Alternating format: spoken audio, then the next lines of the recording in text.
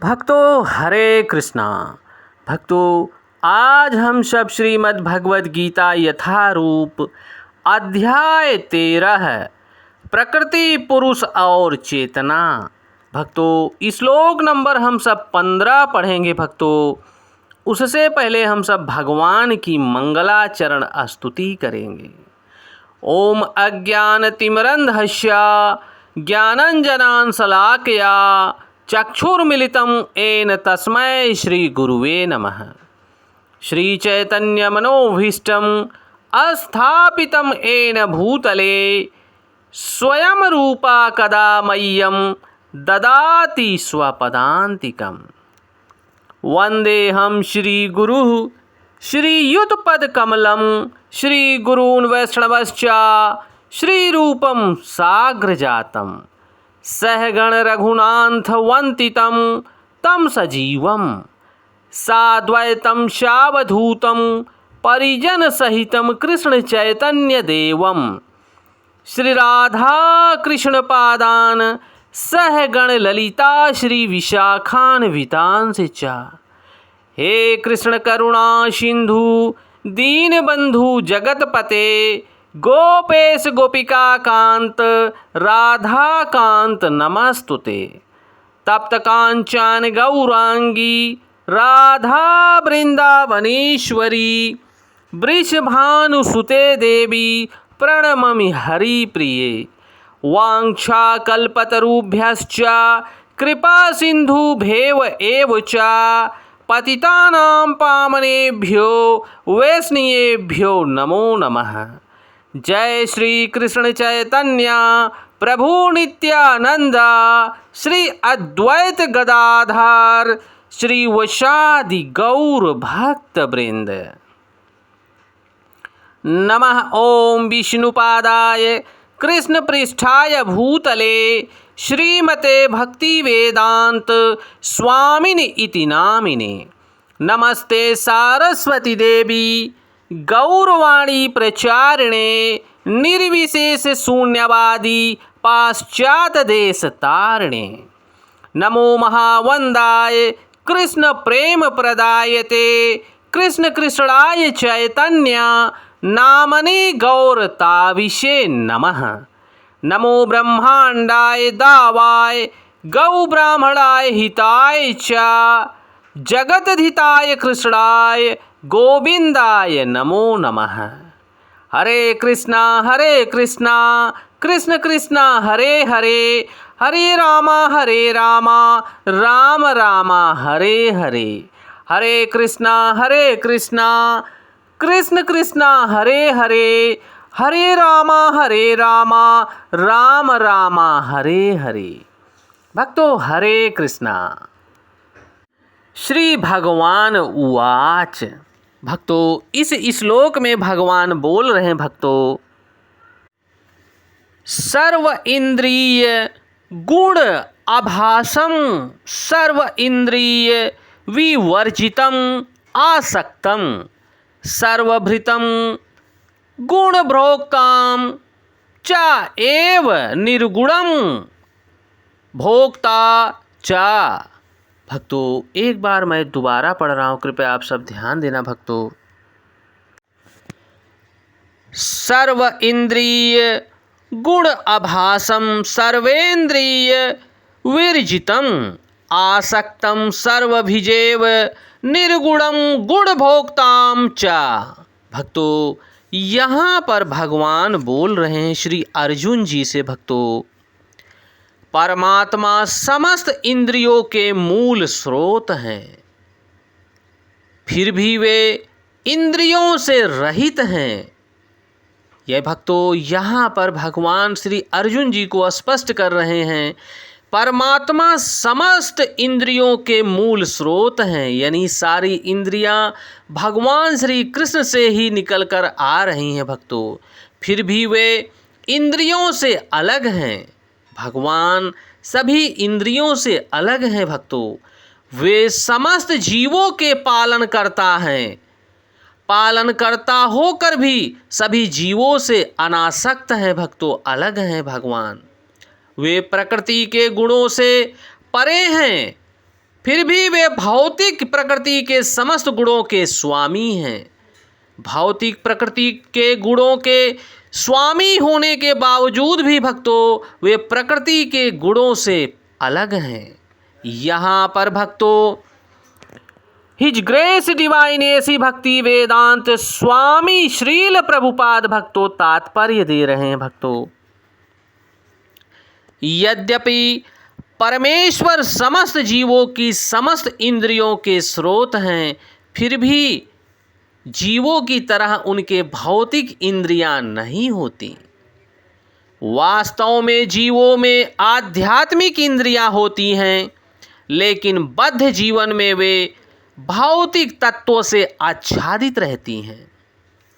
अतएव इंद्रिय कार्यों का प्रकाट्य पदार्थ द्वारा होता है। भक्तों परमेश्वर की इंद्रियां इस तरह आच्छादित नहीं रहती। उनकी इंद्रियां दिव्य होती हैं, अतुलनीय होती हैं, अतएव निर्गुण कहलाती हैं। भक्तों गुण का अर्थ है भक्तों भौतिक गुण, लेकिन उनकी इंद्रियां भौतिक आवरण से रहित होती हैं, अलग रहती हैं। यह समझ लेना चाहिए कि उनकी इंद्रियां हमारी इंद्रियों जैसे नहीं होती। यद्यपि वे हमारे समस्त इंद्रिय कार्यों के स्रोत हैं, लेकिन उनकी इंद्रियां दिव्य होती हैं, जो कलमश रहित होती हैं। इसकी बड़ी ही सुंदर व्याख्या हुई है भक्तों श्वेताश्वतर उपनिषद में। अपाणिपादो जावनो ग्रहीत श्लोक में हुई है। भक्तों भगवान के हाथ भौतिक कलमशों से ग्रस्त नहीं होते, अतएव उन्हें जो कुछ अर्पित किया जाता है उसे वे अपने हाथों से ग्रहण करते हैं। बद्ध जीव तथा परमात्मा में यही अंतर है। भक्तों उनके भौतिक नेत्र नहीं होते, फिर भी वे उनके नेत्र होते हैं, अन्यथा वे कैसे देख सकते हैं? क्या वे सब कुछ देखते हैं? भूत वर्तमान तथा भविष्य वे जीवों के हृदय में वास करते हैं और वे जानते हैं कि भूतकाल में हमने क्या किया है, अब क्या कर रहे हैं और भविष्य में क्या होने वाला है। इसकी पुष्टि भक्तों श्रीमद् भगवद गीता में हुई है। वे सब कुछ जानते हुए भी किंतु उन्हें कोई नहीं जानता। कहा जाता है कि परमेश्वर के हमारे जैसे पाँव नहीं हैं, लेकिन वे आकाश में विचरण कर सकते हैं, क्योंकि उन्हें आध्यात्मिक पाँव होते हैं उनके पास। दूसरे शब्दों में भक्तों भगवान निराकार नहीं होते, भगवान साकार रूप में विद्यमान हैं। भक्तों उनके अपने नेत्र हैं, पाँव, हाथ सभी कुछ होते हैं। भक्तों चूँकि वे हम सभी परमेश्वर के अंश हैं, अतएव हमारे पास भी ये सारी वस्तुएं होती हैं, लेकिन उनके हाथ, पाँव, नेत्र तथा अन्य इंद्रिया प्रकृति द्वारा कलमशग्रस्त नहीं होता। श्रीमद् भगवद गीता भी पुष्टि होती है। भक्तों जब भगवान प्रकट होते हैं तो वे अपनी अतरंगा शक्ति से यथा रूप में प्रकट होते हैं। वे भौतिक शक्ति द्वारा कलमशग्रस्त नहीं होते, क्योंकि वे भौतिक शक्ति के स्वामी हैं। वैदिक साहित्य से हमें पता चलता है भक्तों कि उनका सारा शरीर आध्यात्मिक होता है, उनका अपना नित्य स्वरूप होता है, जो सच्चिदानंद विग्रह के रूप में मौजूद है। भक्तों समस्त ऐश्वर्यों से पूर्ण है। भक्तों वे सारी संपत्ति के स्वामी हैं और सारी शक्ति के स्वामी हैं। वे सर्वाधिक बुद्धिमान तथा सर्व ज्ञान से परिपूर्ण हैं। भक्तों ये भगवान के कुछ लक्षण हैं। भक्तों वे समस्त जीवों के पालक हैं और सारी गतिविधि के साक्षी गोपाल हैं। जहाँ तक वैदिक साहित्य से समझा जा सकता है भक्तों, परमेश्वर सदैव दिव्य हैं। यद्यपि हमें उनके हाथ पांव सिर मुख नहीं दिखते, लेकिन वे होते हैं और जब हम दिव्य पद तक ऊपर उठ जाते हैं तो हमें भगवान के स्वरूप का दर्शन होने लगता है। और कलमशग्रस्त इंद्रियों के कारण भक्तों हम उनके स्वरूप को नहीं देख पाते। अतएव निर्विशेषवादी भगवान को नहीं समझ सकते, क्योंकि वे भौतिक दृष्टि से प्रभावित होते हैं। जो मनुष्य भौतिक दृष्टि से कलमश से ग्रस्त रहता है वह भगवान के दिव्य स्वरूप का दर्शन नहीं कर सकता।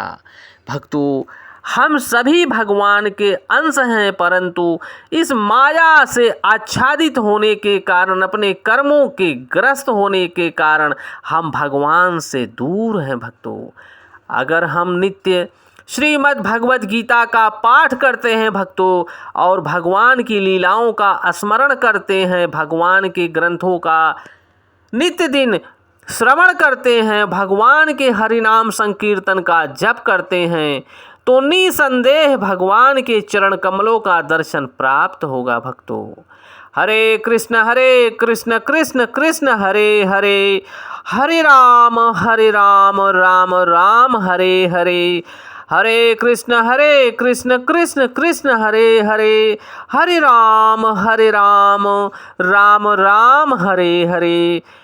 भक्तों, जय श्री कृष्णा।